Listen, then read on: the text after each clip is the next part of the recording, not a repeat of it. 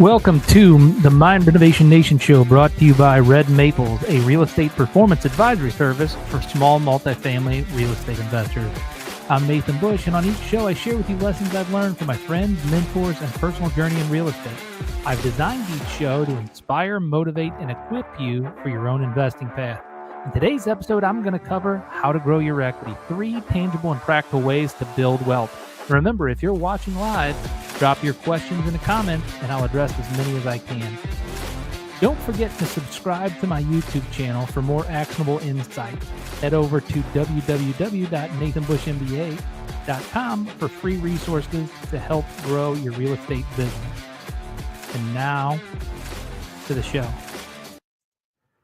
What if the secret to skyrocketing your real estate success is found in equity?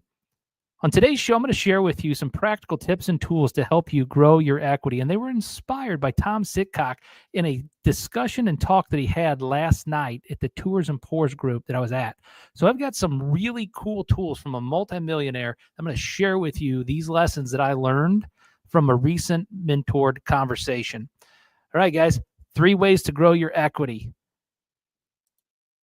Now, before I get into that and we start talking about equity, it's important to know, what is equity? Well, equity is a financial term, and it is the value of an asset minus the liabilities. For example, if a home is worth $200,000 and the mortgage is $50,000, the equity in the home is $150,000. Pretty simple.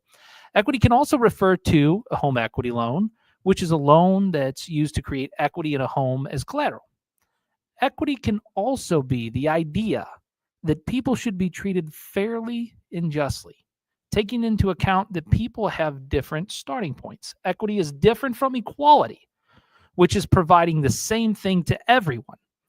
So, equity involves identifying and addressing barriers to fairness, such as bias or systemic structures. And equity can be applied to policies, processes, and procedures. That's what equity is.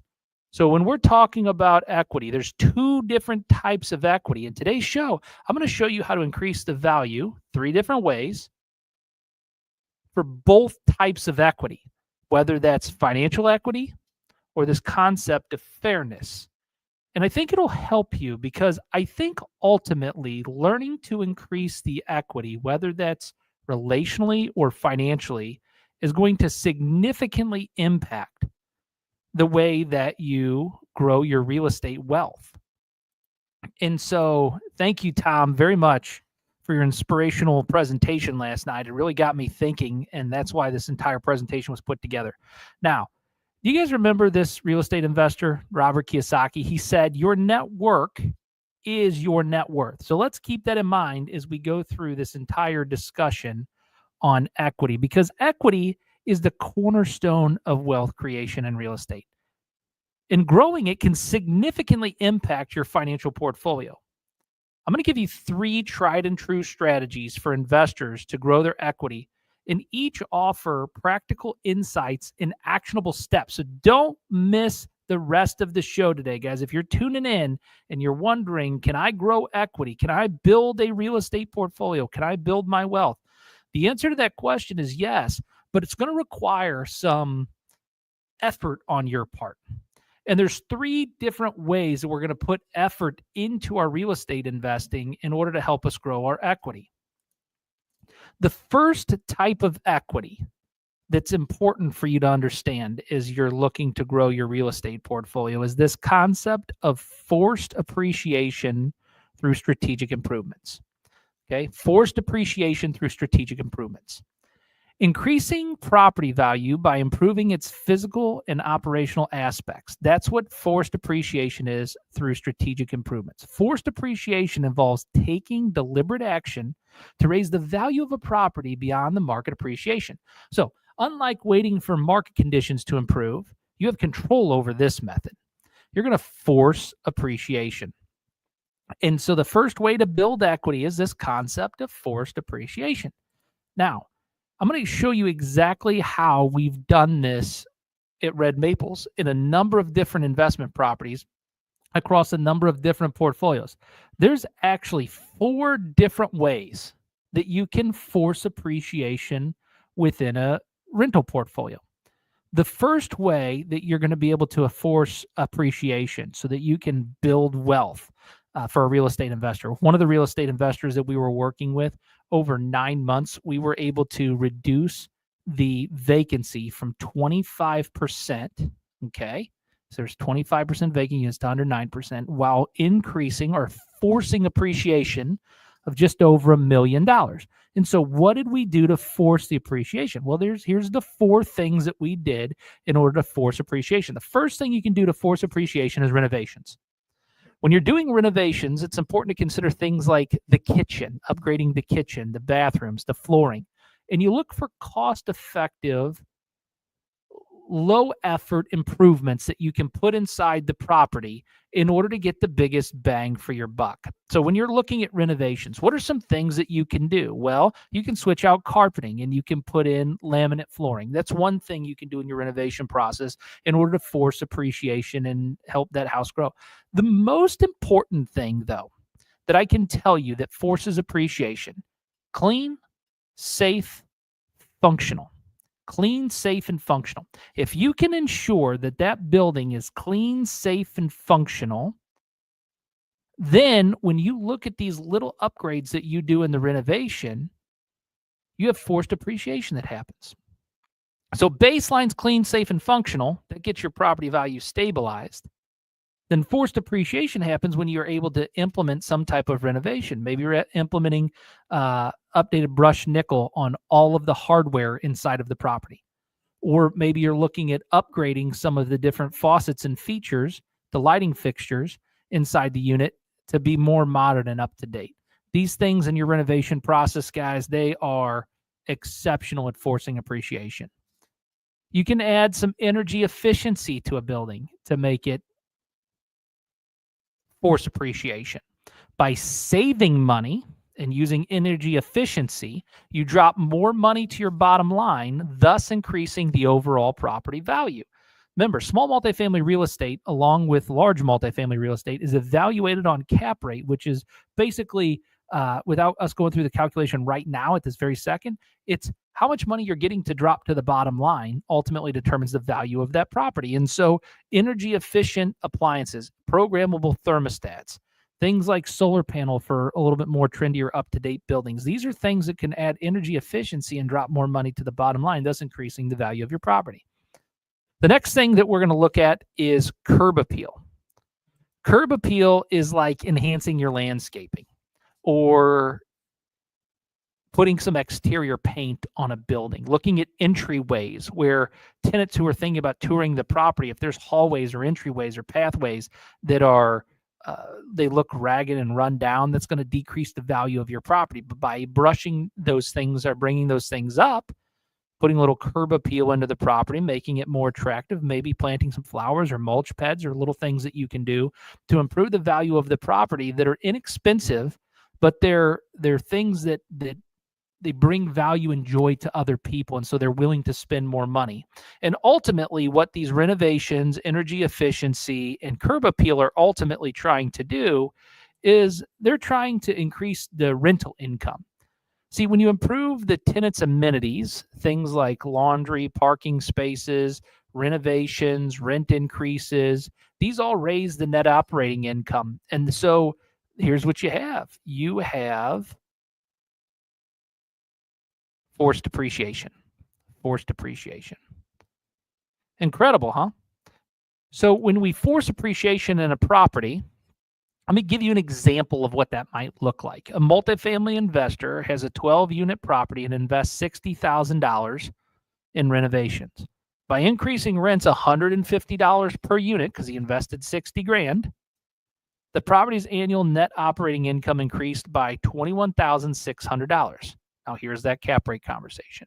At a cap rate of 6%, that added $360,000 of value to this particular real estate investor's portfolio.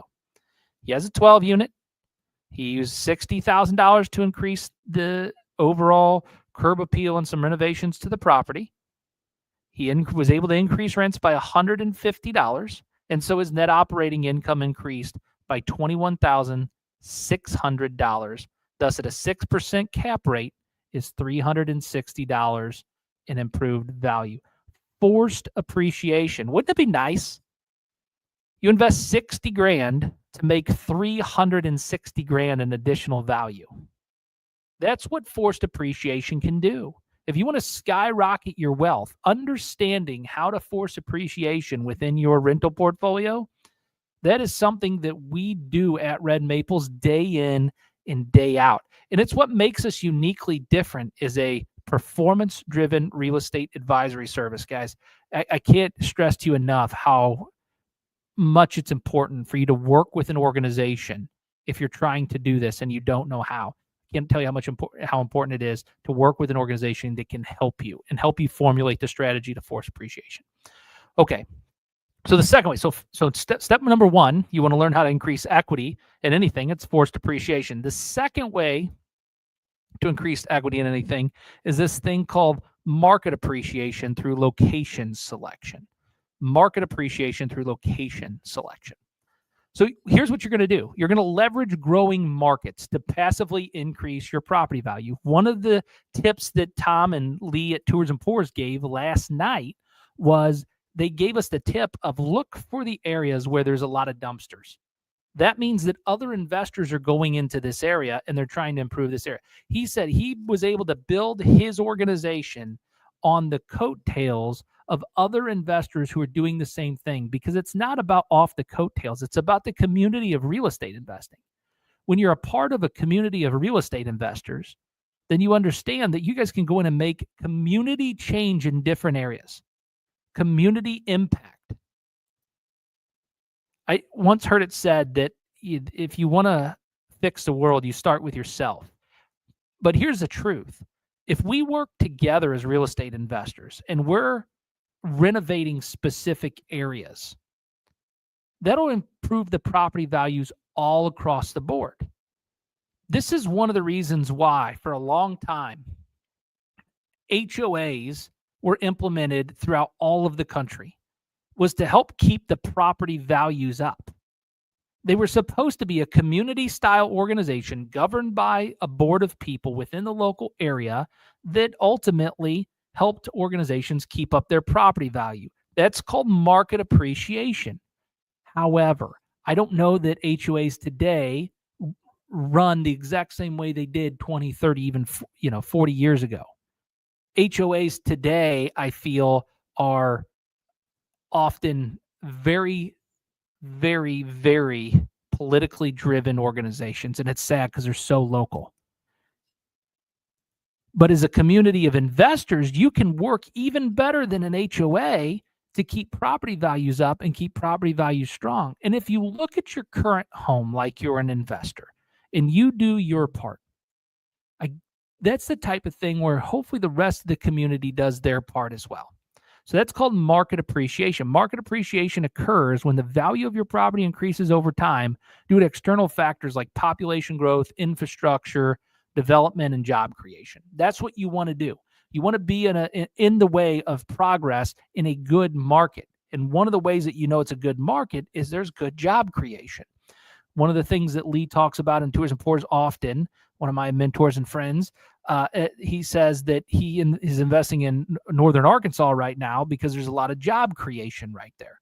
Well, that is one of the reasons, is because he's going to get market appreciation. So if he can get forced appreciation and he can get market appreciation, he's got two of the three great ways in order to increase equity on his property. Now, how do you do this? So we talked about the dumpsters, we talked about the community at large, but how do you practically look for market appreciation? Well, here's how you implement this. You choose high growth markets. So you're going to research areas where there's strong job markets, population growth, and demand for housing. It seems simple, and when I say it, it kind of sounds easy, but you got to do the work. You've got to go find hot job markets, population growth, and demand housing. Don't read the news. Don't look at things online that just say, oh, this is a hot job market. You've got to go actually look at what are the companies moving to the area? How many jobs are they looking to bring into the area? This will help you by studying market trends. So Look for early indicators such as planned infrastructure projects, our new corporate headquarters, or improving school districts. These are all telltale signs, market indicators that tell you, okay, you're going to get some forced appreciation in this market. The last thing that you're going to do when you implement this market appreciation strategy is you can hold for the long term. By letting compound appreciation work in your favor, by holding properties 5 to 10 years in high growth markets, you can get market appreciation. Real estate in general, not all the time, check with your financial advisor, take my advice, don't take my advice for investing. This show is designed for entertainment to help you, the real estate investor, kind of get excited about real estate investing. However, when you talk about market appreciation, most real estate will appreciate over time. No matter what market you're in, you wait long enough, the market will appreciate over time. If you want to get faster market appreciation, that's where you go looking for these high growth market appreciation situations. You get forced appreciation, you get market appreciation. To put this in perspective is an example. Okay, so you can see an example of market appreciation. This is an investor who purchases a duplex in an emerging market for $200,000. Over 5 years, the area is developed, demand grows, and the property appreciates to $300,000. That's a $100,000 equity gain. Wait a minute. You can force appreciation, $360,000. You can get market appreciation, $100,000. And this is in small multifamily, guys. 12-unit apartment community, forced appreciation, $360,000 in additional wealth built. Duplex in a good market, $100,000 in equity in 5 years. It's not too long before you start seeing how real estate investors are making massive wealth growths in real estate and how this can be a good strategy if it's the right fit for you. And so we just have to look at forced appreciation and market appreciation as two great strategies to help you ultimately achieve your goal of growing wealth over time. But those aren't the only two ways to do it. See, there is a third way to build equity. It's a lot simpler, and it doesn't require you to have that much strategy. And this is why so many people are investing in real estate, because it's a strategy called pay down principal with strategic debt management. You can build equity over time with any building. When a tenant uses the property for rent and you're disciplined in your personal finances to reduce the debt, thus you increase the equity over time. So every mortgage payment reduces the loan balance, which directly increases your equity. So it doesn't have to be forced appreciation. You don't have to be that strategic with market appreciation. You can get equity in strategic growth in that equity just by paying down debt over time with the tenant's payment, selecting a good tenant. See, every mortgage payment that you make, it reduces your loan balance. So if you have the funds to be able to cover the mortgage payment, then it might be wise to look at a way to build equity through real estate. So this is slower. It's a more methodical way to grow your wealth, but it is a highly effective strategy. I've got a really good friend of mine. That friend has like 6 units, not a lot, but he's amassed a great amount of equity within his buildings. When he started, he had one, bought a second one, third one, all the way up to 6 units. And now hundreds of thousands of dollars in equity because the tenants have paid those balances down over time. Tenants paying the balance down over time is a secret weapon of building equity. And so just being patient in real estate and making it part of a financial strategy, especially small multifamily, is a great way to grow your wealth. So here's how you implement this. You use the tenant's income. You ensure that the rental income covers not only the mortgage payment, but also builds a reserve for accelerated payments.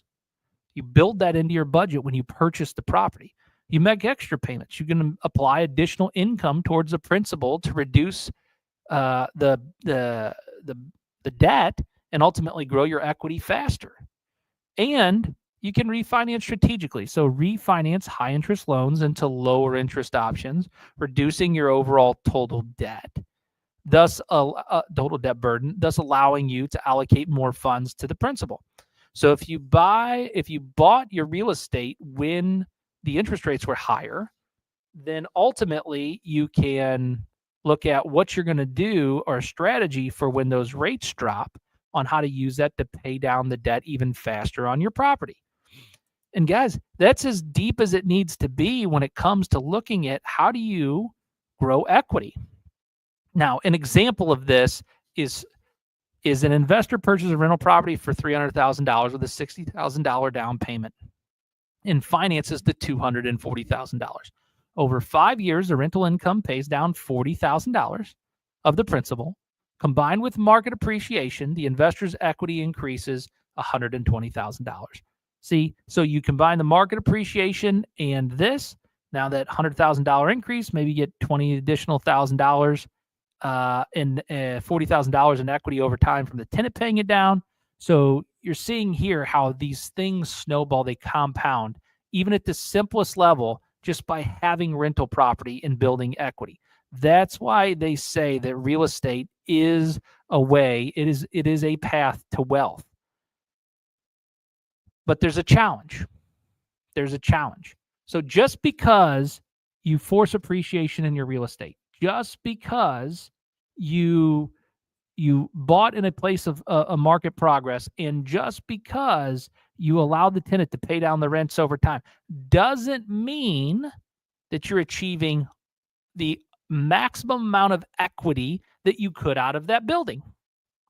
The way you maximize the equity is in two parts. This is a two-part business, guys. There is a head part of the business, that's the logical financial part of the business, and there is a heart part of this business. The heart part being the care about relationships and other people. The mistake that most real estate investors will make is that they will focus on the logical aspect. They will think only about the finances of the deal, and yet they don't care about anybody but the finances on that project. That is a recipe for real estate investor disaster. What I'm talking about is this concept of relational equity. Relational equity represents trust, mutual respect, and collaboration in business relationships. And so it's critical that we understand relational equity if we're going to build tangible equity within our business. What do you think is more profitable in the long term? Financial equity or relational equity? You can build relational equity. Go ahead and put that in the comments, guys, by the way. I know I didn't say it, but I meant to say it. Put it in the comments. What do you think is better for your wealth long term? Relational equity or financial equity within a property? All right. So let's talk about the first step to building relational equity. How can you do it? Well, we can force appreciation in relationships. How do you do that? How do you force appreciation? You don't want to force yourself on somebody else. It doesn't make any sense. I want to do it, but how do I do it? Because forcing myself doesn't do any well for anybody. Of course. Here's how you force appreciation. You add value to relationships. By proactively strengthening your relationships, by providing exceptional value and fostering trust, force appreciation and relational equity involves taking deliberate actions to make your relationships more valuable to the other party. Okay? That's how you do it. You force appreciation through building valuable relationships. And so I've got some practical tools on how you can force appreciation. How do you add value? Well, let's talk about how we add value to a partner. Regularly communicating with your partner updates on deals and providing transparency in financials and offering insights or resources that enhance the role in the partnership, that forces appreciation. How about with your tenant?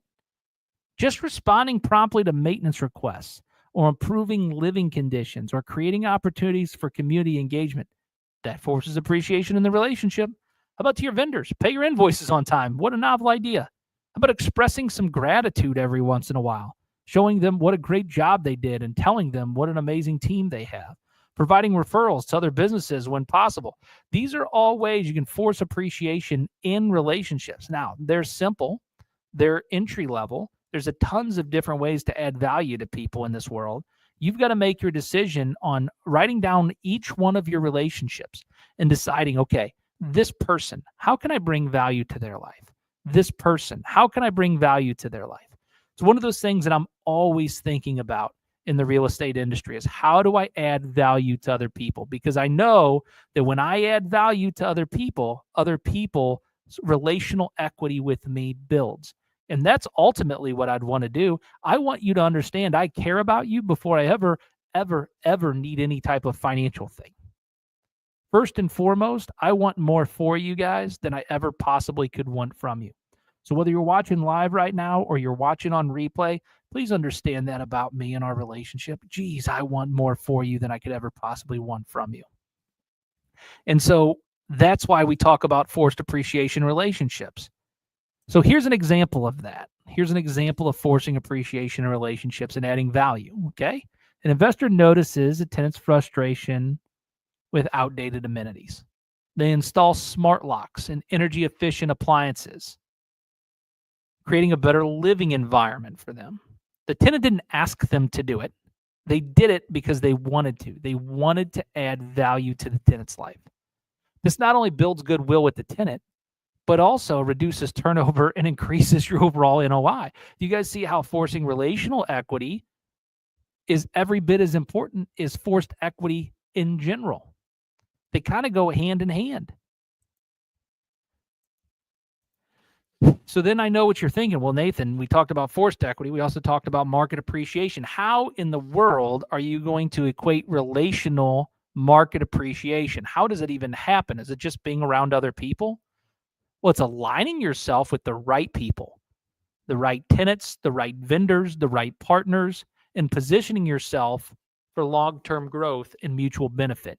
You don't want to be around everybody and build relational equity with everybody. You're not looking for market appreciation with just anybody. You're looking for the right body. And so you got to align yourself with the right people.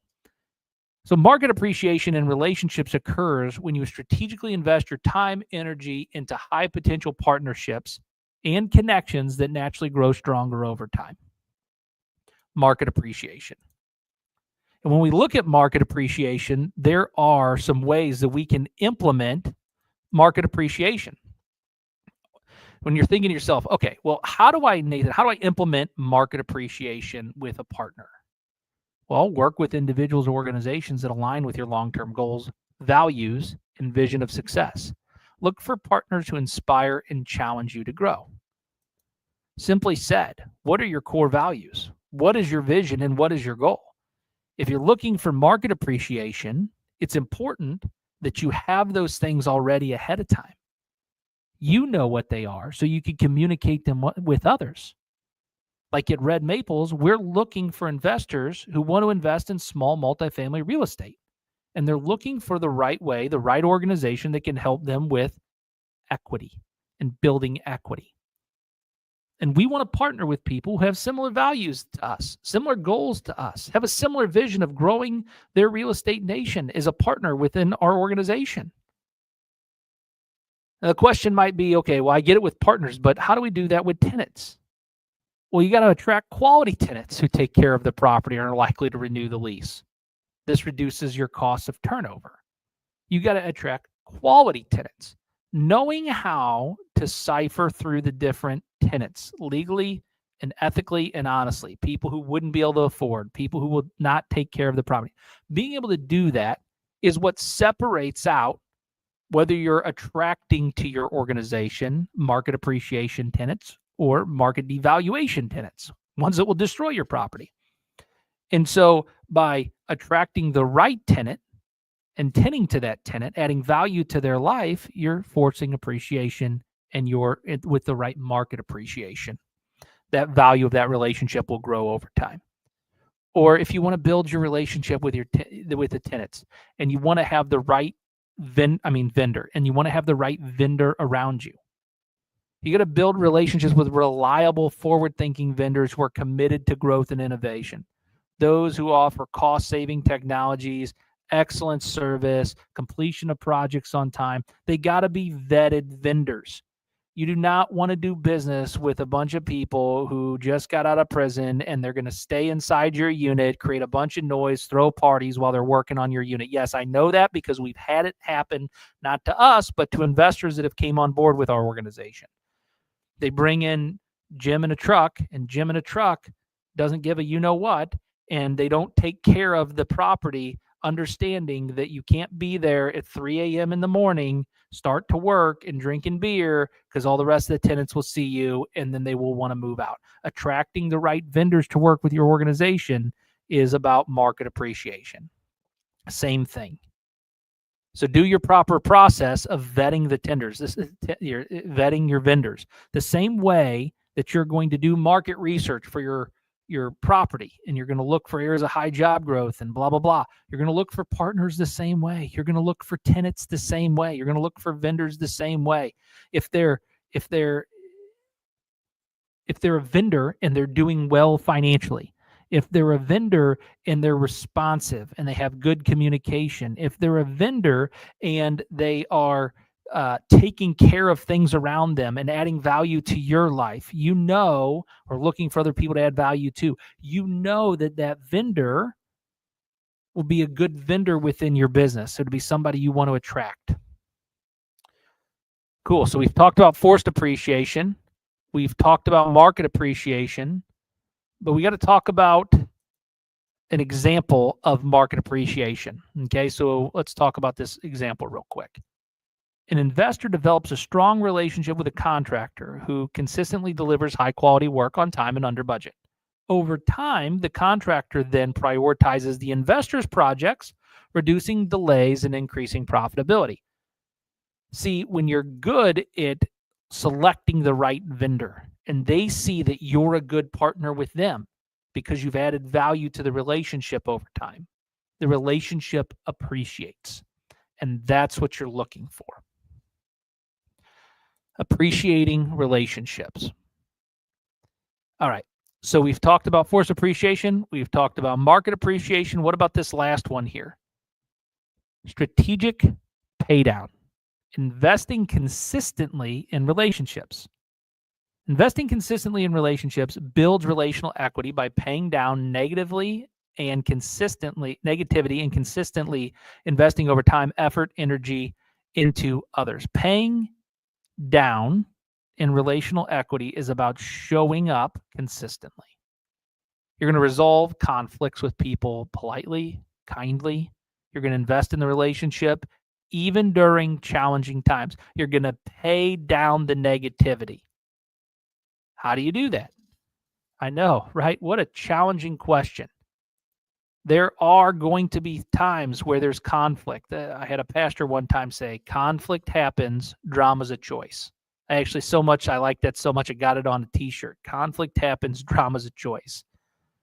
Our job is to be peacemakers in these situations. We're not trying to keep peace with people. We're trying to make peace. We're trying to be the type of person that brings peace with us everywhere we go, so that when conflict happens, there's not a lot of drama that goes with it. It's just the conflict. And so how do you implement this? What are some practical steps that you can take to pay down debt in relationships? Well, here's one. Regularly check in with your partners. Offering to help or advice when it's not expected. Address misunderstandings and misalignments directly and promptly. If you can address miscommunication, make sure that you're giving good communication to your partners.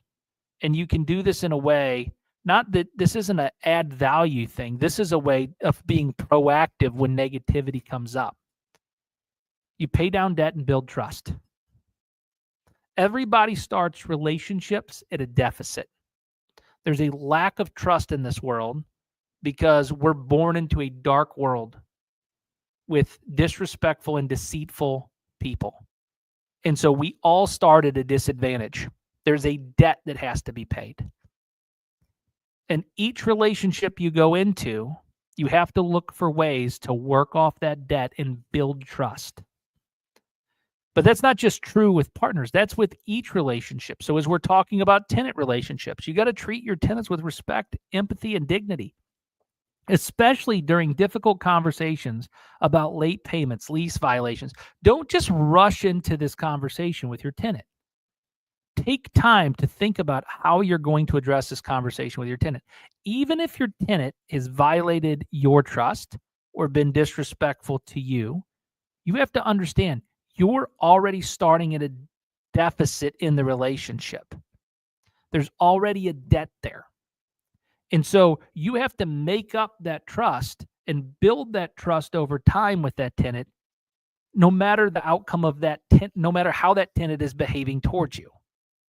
I know exactly what you're thinking. I have a number of people in my audience. Well, what about this? And what about when the tenant does that? And what about they haven't paid their rent for the last 2 months? And why can't I just boot them out? I'm not saying don't follow a policy, procedure, or process. I'm saying have empathy, have decency, have respect in your delivery of that process. Care about the fact the person on the other end has something that's negatively impacting their life and work to build trust during that process. Well, the tenant keeps calling in the same work order over and over and over, and they keep breaking it. Have you taken time to stop and think, okay, they keep ripping this off the wall. Why is it being ripped off the wall? Well, they're just careless. They just don't care. That may be, or maybe that's the wrong towel bar to have installed on that property. It's a very cheap towel bar and it's not secured. Or maybe they have a kid that's having difficulty getting in and out of the shower. Take some time to actually care in the relationship to understand that there's a debt that has to be overcome. And if we go into these relationships as peacemakers, peacemakers, not peacekeepers. We're not trying to keep the peace. I'm not the police, guys. I'm not the attorney. I'm not the judge. I'm not the lawyer. I'm not any of that stuff. I just don't want to go in and pour gasoline on a fire. Like, I want to go into all of my relationships with tenants, respectful, kind, and making sure that those tenants understand that, yes, there's a process, and that process has to be followed as an organization. But they're still a person. We still care that they're being set out of their home. We still care that that thing is being ripped off the wall, and maybe there's some type of medical condition or issue that their kid is dealing with that they need to pull on that thing. Or maybe there's just a lack in that person's life of respect for other people's property and other people's stuff, and that person will ultimately have to go. But you don't have to be mean along the way. And by having the proper heart and mind about the relationship with them, working to pay down that debt. I've had tenants that I've evicted before provide referrals for good people to come live in properties that I've managed. I have had tenants that have destroyed a property actually pay off their balance because of the way they were treated. And you can too.